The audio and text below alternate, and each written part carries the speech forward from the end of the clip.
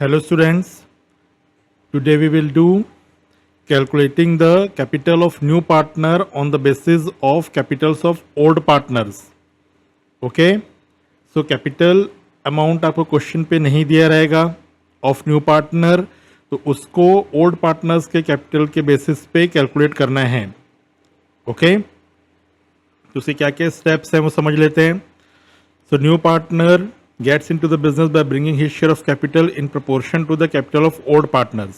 Okay, तो इस scenario पे जब कैपिटल नहीं दिया रहेगा तो वहाँ पे क्या करना है, न्यू पार्टनर्स का जो कैपिटल है वो ओल्ड पार्टनर्स के प्रोपोर्शन पे आएगा. Okay, so new partners capital has to be calculated on the basis of proportionate total capital of old partners. Okay, तो समझ में आ जाएगा आपको आगे अभी. Okay, so total capital of old partners to be considered after all adjustments. तो total capital जो दिया रहेगा old partners का वो पूरे adjustments करने के बाद आपको consider करना है. ओके, तो क्या क्या steps हैं? Following are the steps of calculating capital of new partner. First, determine total capital of old partners after adjustments like goodwill, reserves, revaluation. Okay, तो यानी कि आपको बैलेंस सीडी कैलकुलेट करना है पहले ओल्ड पार्टनर्स का. वो कैसे निकलता है? Bye preparing partners capital account. सो पार्टनर्स कैपिटल अकाउंट आप बनाओगे, उसमें सारा गुडविल, रिजर्व्स, रिवैल्यूएशन जो भी सारी चीज़ें ऐड माइनस सब कर लोगे, तो जो बैलेंस सीडी निकलेगा वो कैपिटल आपको लेना है. समझ में आ गया? अब ईजी है. यानी कि पार्टनर्स कैपिटल अकाउंट पहले बनाना पड़ेगा, उसके बाद जो इसकी वर्किंग नोट्स रेडी होगी. ओके, तो फर्स्ट स्टेप हो गया ना. Second step, determine total capital of the firm. ये कैसे निकलेगा? Total capital as in step 1 into reciprocal of combined new share of old partners. Okay, so total capital निकल गया ओल्ड पार्टनर्स का, उसको टोटल कर लेंगे, सबको ऐड कर लेंगे, और रेसिप्रोकल ऑफ कंबाइंड शेयर यानी जितने भी ओल्ड पार्टनर्स के जो प्रॉफिट शेयर है उसको टोटल कर लेंगे. टोटल करने के बाद उसका रेसिप्रोकल करना है, रेसिप्रोकल उल्टा करना है शेयर. ओके, तो क्यों ऐसे हो रहा है, क्यों उल्टा हो रहा है ये? तो उसके लिए एक्चुअल में जो फॉर्मूला होता है वो फॉर्मूला ये है कि total capital of the firm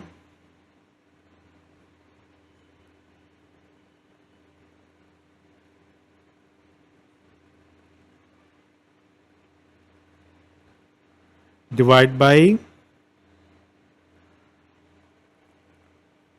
combined new share of old partners. Combined new share of old partners. Okay, तो आप ये नोट करके रख लो. तो इस डिवाइड की वजह से जब उनको सॉल्व करते हैं तो ये जब डिवाइड को इनटू करते हैं, सबको पता है कि डिनोमिनेटर न्यूमरेटर हो जाता है. ओके, तो ये इस वजह से यहाँ पे रेसिप्रोकल वर्ड यूज हो रहा है. समझ में आया? कई स्टूडेंट सोचते हैं कि रेसिप्रोकल क्यों हो रहा है, तो हर चीज का क्यों का आपके पास जवाब होना चाहिए. तो फॉर्मूला ये है. ओके, तो इसको सॉल्व करने के लिए यहाँ पे रेसिप्रोकल हो रहा है. तो आपको क्या चीज ध्यान देना है, आपको फर्स्ट ये स्टेप 1 कैलकुलेट कर लेना है, यानी कि bye preparing capital account. Capital account prepare करोगे तो ओल्ड पार्टनर्स के कैपिटल आ जाएंगे. ओके, अब जैसी वो आ गया, ओके, जैसे ही कैपिटल आ गया तो क्या करना है आपको, total capital of the firm लेना है. Total capital of the, sorry यहां पे फर्म लिख दिया हूं, total capital of the old partners. Total capital of the old partners.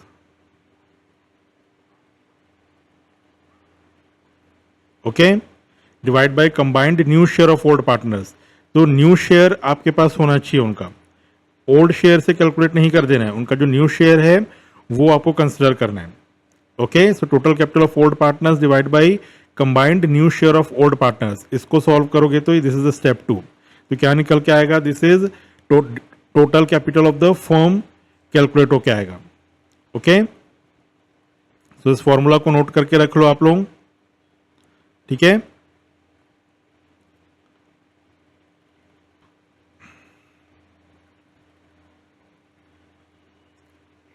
now step 3,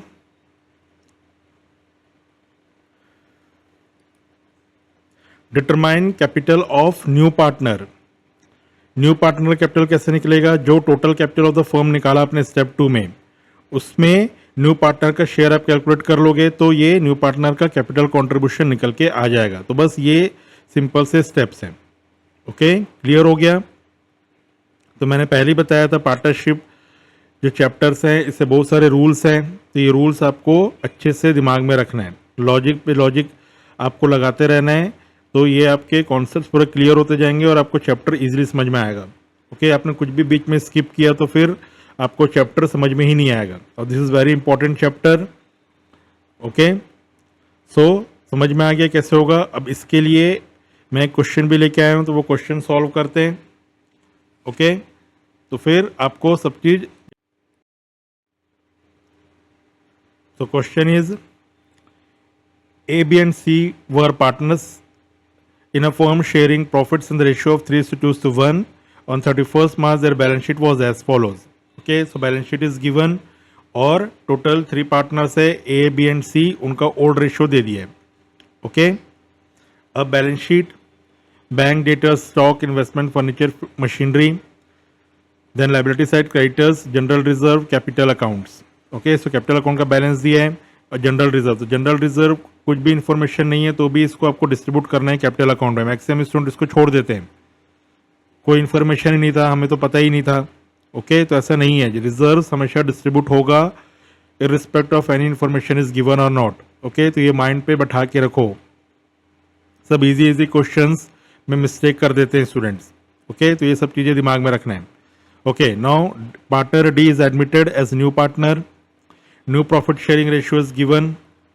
Okay, this is new profit sharing ratio. Now goodwill of the firm is given 90,000 and D brought his share of goodwill premium in cash. Okay, so total goodwill दे दिया 90,000, इसमें से D का share निकाल लेंगे तो D का goodwill share निकल के आ जाएगा। ओके, तो कई स्टूडेंट इसे मिस्टेक करते हैं, 90,000 को ही D का गुडविल समझ लेते और इसी से एंट्री कर देते हैं। भाई ये गुडविल ऑफ द फर्म दिया है, दिस इज टोटल गुडविल, इसमें डी का शेयर निकालना है। Okay, now this is the revaluation part. Market value investment was 24,000, पहले था 30,000, अभी 24,000 हो गया, यानी कितना हो गया, डिक्रीज हो गया। ओके, तो रिवैल्यूएशन के टॉपिक्स तो ईजी है, आप कर लोगे। मशीनरी रिड्यूस हो गया, creditors 3,000 was not likely to claim and to be return off. Return off means कम हो जाना, तो 84,000 का क्रेडिटर है वो 3,000 से कम हो जाएगा। ओके, तो लाइबिलिटी कम हो गई, तो रिवैल्यूएशन में इफेक्ट करना है इसका। नाउ ये है आज का टॉपिक जो हम कर रहे थे। D will bring proportionate capital, जब भी क्वेश्चन में ऐसा लिखेगा प्रोपोर्शनेट कैपिटल तो आपको समझना है कि इस तरीके से इसे सॉल्व करना है जो हम आज कर रहे हैं। Okay, they will bring proportionate capital so as to give him 1/6 share in the profits of the firm, तो डी का शेयर दे 1/6। ओके, और प्रोपोर्शनेट कैपिटल उसे लेके आना है, तो ये कैलकुलेट करना है हमें, क्योंकि तो क्वेश्चन में कहीं भी डी का कैपिटल नहीं दिया हुआ है, तो डी का कैपिटल ही हमें कैलकुलेट करना है। Prepare revaluation account, partners capital account and balance sheet of the reconstituted firm. Okay, तो समझ में आ गया ये, तो अभी इसको कैलकुलेट करते हैं। तो फर्स्ट आपको न्यू प्रॉफिट शेयरिंग रेशियो दे दिया है, तो कुछ ज़्यादा कोई दिक्कत ही नहीं है, तो लेकिन आपको सेक्रीफाइसिंग और गेनिंग रेशियो निकालना पड़ेगा बिकॉज ऑफ गुडविल डिस्ट्रीब्यूशन, क्योंकि गुडविल लेके आया हुआ है न्यू पार्टनर, तो गुडविल डिस्ट्रीब्यूट करना ओल्ड पार्टनर्स में, और ये आपको अच्छे से पता है कि गुडविल डिस्ट्रीब्यूशन सेक्रीफाइसिंग रेशियो में होता है। ओके, इसमें कंफ्यूज नहीं होना है कि ओल्ड में होगा, न्यू में होगा, या किस में होगा। और सेक्रीफाइस में क्यों होता है मैं बार बार बताया हूँ कि उसके बदले उनको गुडविल मिल रहा है, गुडविल का अमाउंट आ रहा है और इसकी वजह से उन्होंने शेयर सेक्रीफाइस कर रहे हैं। तो गिव एंड टेक वाला इफेक्ट मैं आपको पहले भी वीडियो में एक्सप्लेन कर चुका हूँ। ओके, तो first calculation of sacrificing and gaining ratio, calculation of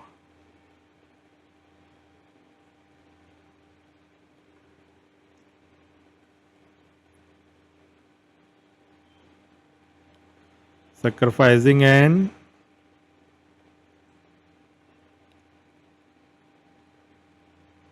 gaining ratio। Okay, तो ओल्ड शेयर दिया हुआ है आपको, ओल्ड शेयर कितना है 3/6 is to 2/6 is to 1/6. Okay, A B and C का दिया हुआ है.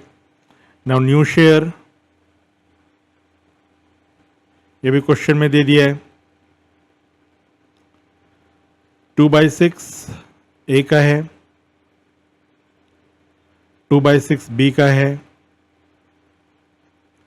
1/6 सी का है और डी का 1/6 है. ओके, सो 4 पार्टनर हो गए. अब सेक्रीफाइस और गेन, आपको फॉर्मूला पता है, ओल्ड माइनस न्यू. अगर आंसर पॉजिटिव आया that is sacrifice, otherwise negative आया तो गेन. ओके, सो पहले ए का निकालते हैं. Okay, this A B C and D. Okay, so A का 3/6 minus 2/6, answer is positive, that means it is sacrificing partner. 2/6 दोनों का शेयर सेम है, यानी कि कोई भी गेन नहीं हो रहा है, कोई भी सेक्रीफाइस नहीं है. इसमें भी कोई भी गेन, कोई भी सेक्रीफाइस नहीं है, और ये तो 1/6 ही है. ओके, समझ में आ गया. तो यानी कि जो भी प्रीमियम लेके आएगा, प्रीमियम गुडविल का अमाउंट लेके आएगा डी, वो पूरा का पूरा ए को ही जाएगा. जब डी का शेयर निकाल लेते हैं, D share in goodwill. Okay, D's share in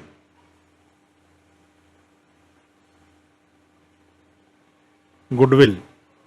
goodwill दिया हुआ 90,000, उसका 1/6 कर लेंगे, कम्स टू 15,000.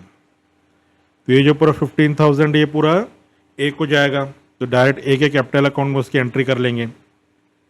ओके, तो देखो एक तो ये हो गया कि डी ने गुडविल लेके आया और कैपिटल भी लेके आना चाहिए, बट कैपिटल लाया नहीं, तो उसे हमें कैलकुलेट करना है.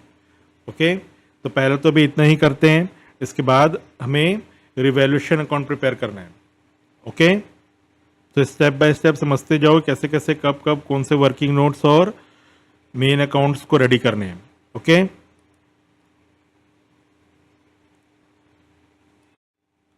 so revaluation account, market value of investment was 24,000. तो इन्वेस्टमेंट की वैल्यू कम हो गई, तो जब भी एसेट्स कम होता है तो debit side to investments.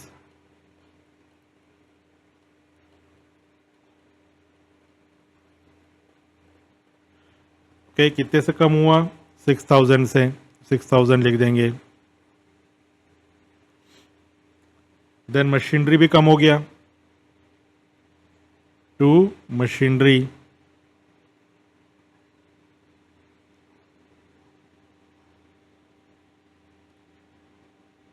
Okay, तो मशीनरी पहले थी 35,000 का, फिर 29,000 कर देना है, यानी कि ये भी 6,000 से कम हो गया. नाउ क्रेडिटर्स, इसकी भी वैल्यू कम हुई बाई क्रेडिटर्स 3,000. ओके, सो अब इसका डिफरेंस निकाल दिए. ओके, तो क्या होगा, debit side is more, credit side is less. So ये क्या हुआ, by loss, by loss transfer to capital account.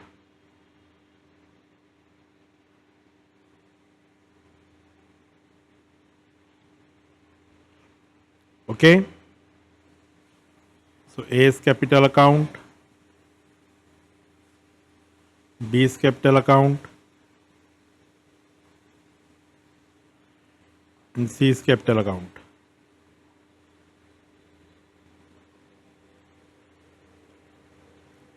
Okay, so amount is 9,000. 9,000 को 3:2:1 में डिस्ट्रीब्यूट होगा, यानी कि ओल्ड प्रॉफिट शेयरिंग. अभी भी मैं देख रहा हूँ कई स्टूडेंट्स ये रेशियो में कंफ्यूज होते हैं, वो यहाँ पे न्यू रेशियो लगा देते हैं. ओके, तो आप लॉजिक को समझ के देखो, रिवैल्यूएशन ओल्ड पार्टनर्स ही कर रहे हैं, तो ओल्ड पार्टनर्स ही जब कर रहे हैं तो उसमें न्यू रेशियो का कोई रोल नहीं है, ना ही न्यू रेशियो ना ही सेक्रीफाइसिंग रेशियो। रटना नहीं है, समझना है। ओके, तो 3:2:1 में डिस्ट्रीब्यूट हो जाएगा। तो 4500, 3000 एंड 1500, करेक्ट। तो टोटल कर देंगे, comes to 12,000। Here also it's 12,000। ठीक है, तो रिवैल्यूएशन लॉस आ गया, ये आपका सीधा कैपिटल अकाउंट में ट्रांसफर हो जाएगा। ओके, तो now will prepare capital account.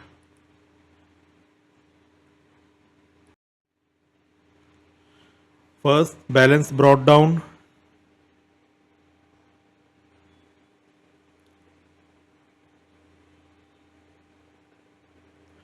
जो आप कोड बैलेंस शीट में बैलेंस दिया हुआ है 60,000, 40,000, 20,000।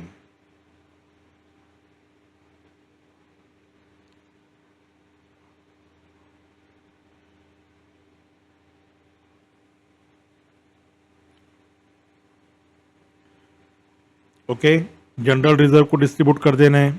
ये मैक्सिमम स्टूडेंट छोड़ देते हैं इसे। जनरल रिजर्व ये जब भी होगा आपको क्वेश्चन में डिवाइड कर देना है ओल्ड प्रॉफिट शेयरिंग रेशियो पे। तो जनरल रिजर्व इज गिवन 21,000, इसको 3:2:1 में डिवाइड कर दो। Okay, so it comes to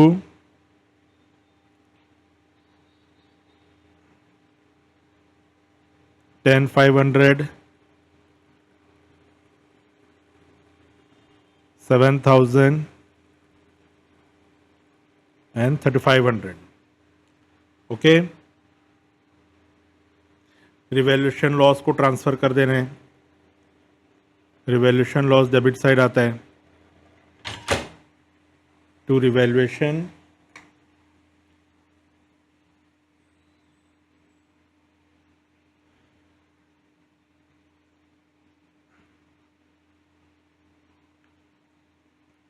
account. कितना अमाउंट आया था? 4,500, 3,000 एंड 1,500।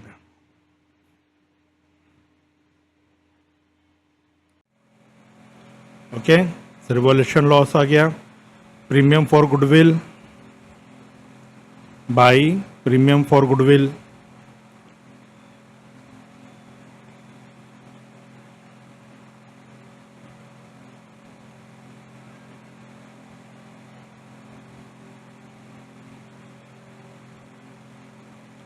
ये सिर्फ और सिर्फ ए के पास ये जाएगा।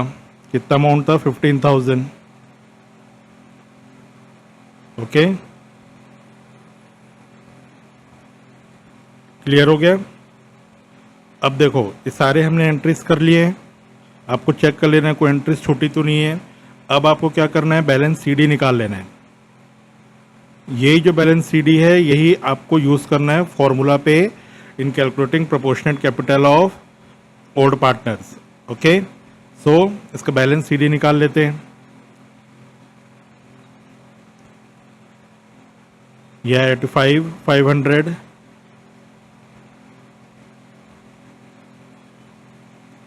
minus 4,500, it comes to 81,000।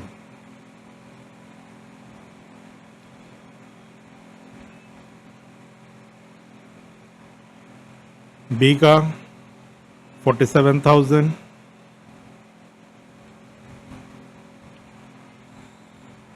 Balance CD 44,000,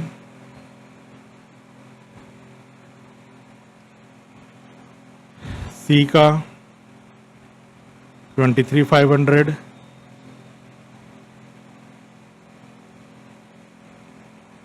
balance is 22,000।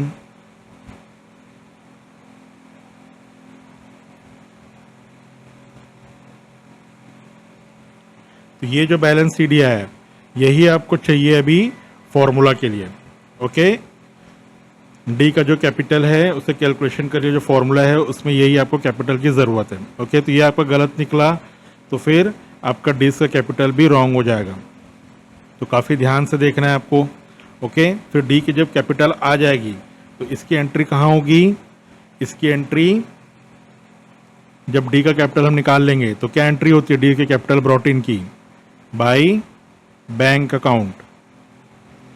Okay, capital आने की एंट्री क्या होती है? Bank account debit to D's capital account. तो जो भी अमाउंट आएगा वो यहाँ पे लिखेंगे। ओके, तो ये डी का कैपिटल अमाउंट की एंट्री करेंगे तो फिर ये डी का यहाँ पे अमाउंट और कैपिटल अकाउंट क्लोज हो जाएगा। ओके, क्लियर हो गया? अब हम इसका डीज कैपिटल का वर्किंग नोट में कैलकुलेट करते हैं। Okay, so calculation of proportionate capital of D, working note से calculation of proportionate capital of D।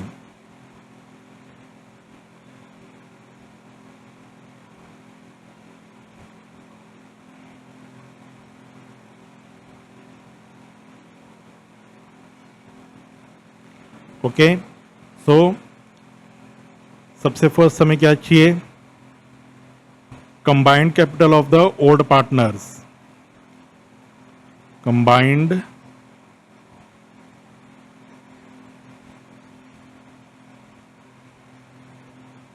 capital of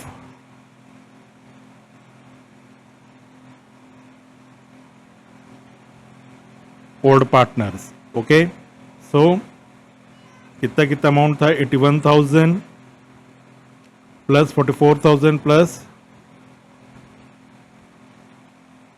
81,000 plus 44,000 plus 22,000। ये जो बैलेंस सी जो निकला था ये वही कैपिटल है।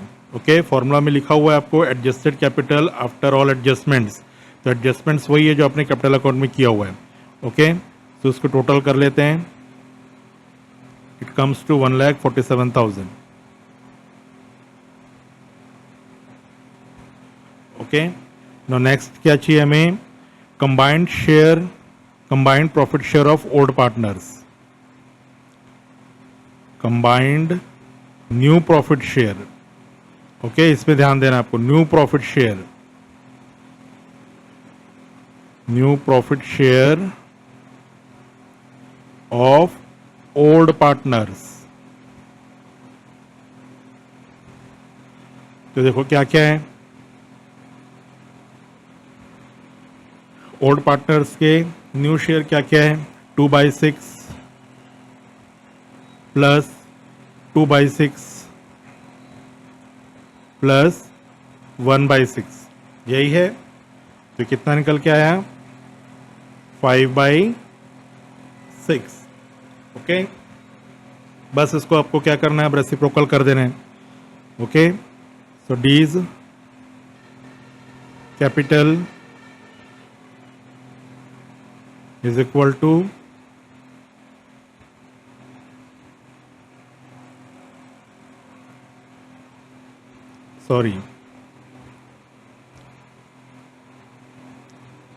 भी टोटल कैपिटल निकलेगा। भी टोटल कैपिटल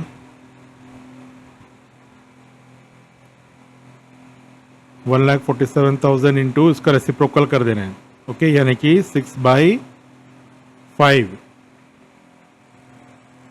ये निकल के आया 1,76,400। Okay, now D's share in capital, D's capital, D's capital, इसमें से बस डी का शेयर निकाल लेंगे। ओके, ये सेम वही है जैसे आप लोग गुडविल का करते थे, बस में ओल्ड पार्टनर्स का सारी चीज़ें यूज़ हो रही हैं। ओके, सो डी का शेयर 1/6 है, तो कितना निकल के आ गया? ये 29,400। ये है आपका डी का कैपिटल, यही हमारा जो है आज का टॉपिक है। ओके, तो कैसे निकल के आया देखिए आप। बस इसको आपको क्या करना है? कैपिटल अकाउंट में आपको ट्रांसफ़र कर देना है। क्लियर हो गया? 29,400 कैपिटल अकाउंट में ट्रांसफ़र करोगे उसके बाद में कैपिटल अकाउंट आपको क्लोज कर देना है। क्लियर हो गया? क्या समझ में आया पूरे स्टेप्स?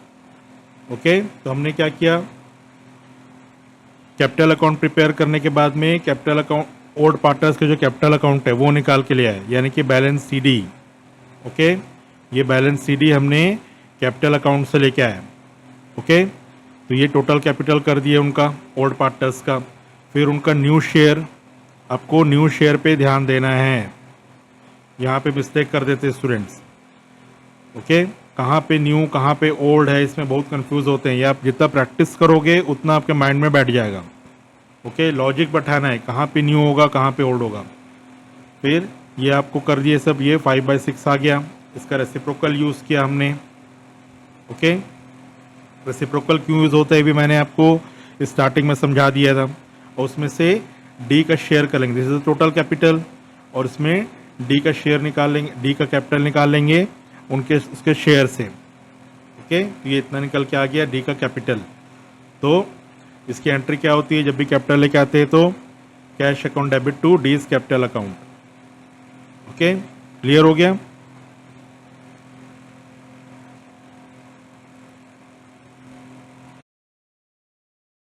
लिख देंगे 29,400। ओके, जितना अमाउंट वो लेके आया एज ए कैपिटल 29,400, और कैपिटल अकाउंट ये पूरा क्लोज हो जाएगा। बैलेंस सीडी 29,400, यहाँ पे क्लोज कर देंगे 29,400। ओके, तो कैपिटल अकाउंट समझ में आ गया ये। तो आपको इसको होल्ड करके रखना है कैपिटल अकाउंट को। जब आप डी का कैपिटल कैलकुलेट कर लोगे तो उसके बाद में इसकी एंट्री करके इसको प्रॉपरली क्लोज करना है। क्लियर हो गया? Now balance sheet.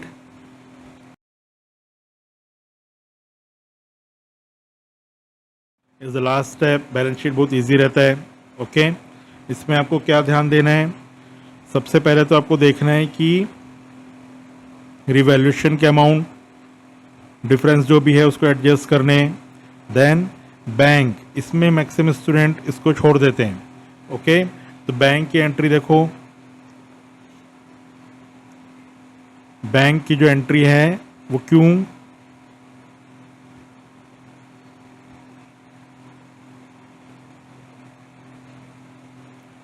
बैंक में क्या क्या है, एक तो बैलेंस बीडी दिया हुआ है आपको।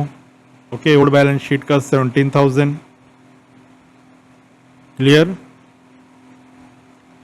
फिर जो न्यू पार्टनर जो गुडविल लेके आया था उसका अमाउंट, उसको क्या एंट्री कर देता, bank account debit to premium for goodwill account. तो कितना गुडविल लेके आया था न्यू पार्टनर, 15,000। ओके, इससे जो भी वर्किंग नोट्स आप बनाओगे उसमें जो भी चीज़ इफेक्ट होती हैं उसको आपको ध्यान रखना है, तभी आप प्रॉपरली अकाउंट सीख रहे हो। देन कैपिटल लेके आया वो 29,400। ये total amount as a bank यहाँ पे एंटर होगा। ओके, 61,400। समझ में आ गया कैसे कैसे हुए हैं? तो इसलिए आपको वर्किंग नोट्स पे प्रॉपरली ध्यान देना है। हर एक वर्किंग नोट्स को देखोगे और उसको बहुत अच्छे से समझते हुए आपको पूरे एंट्री को करने हैं। ओके, मिस नहीं करना एंट्रीज। बाकी सारी चीज़ें एज इट इज़ हैं, जिसमें कोई इफेक्ट है उसको आफ्टर इफेक्ट लिखोगे, जिसमें नहीं है उसको एज इट इज़ उतार देंगे। तो डेटर्स, इसमें कुछ भी नहीं था, सो 23,000। स्टॉक, इसमें भी कुछ नहीं था रिवैल्यूएशन पे, इसको भी एज इट इज़ लिख देंगे।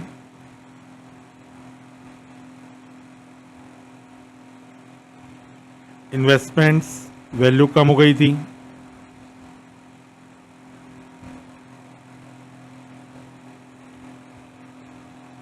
तो जो रिड्यूस वैल्यू है, जो करंट वैल्यू जो शो हो रही थी मार्केट वैल्यू, वो लिखेंगे 24,000। Furniture as it is,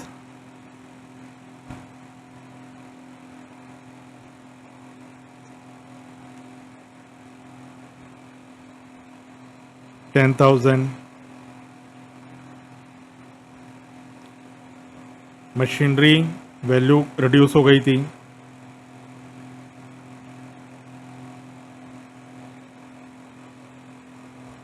so 29,000. Okay, so total कर लेंगे।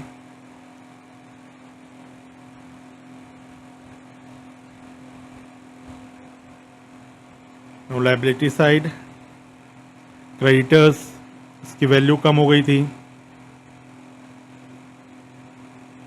आपको पूरा ओल्ड बैलेंस शीट को अच्छे से चेक करना है, कोई भी उसमें जो अमाउंट है वो आपको ध्यान से करना है। तो क्रेडिटर्स की वैल्यू कम हो गई।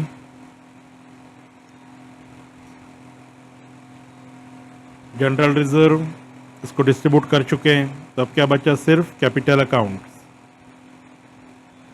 जो अपने कैपिटल अकाउंट का बैलेंस है उसको पूरा ट्रांसफ़र कर लो इधर। Okay, A 81,000,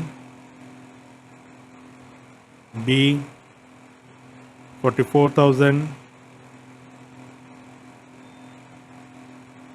C 22,000, D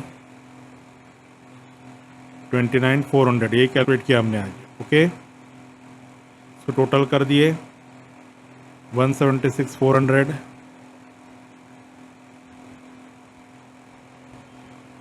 balance sheet is tallied with 2,25,000। Okay, तो अच्छे समझ में आ गया पूरा, एक ऐसे किए पूरा हमने, तो ऐसे करके ये क्वेश्चन पूरा कंप्लीट हो जाएगा। ओके।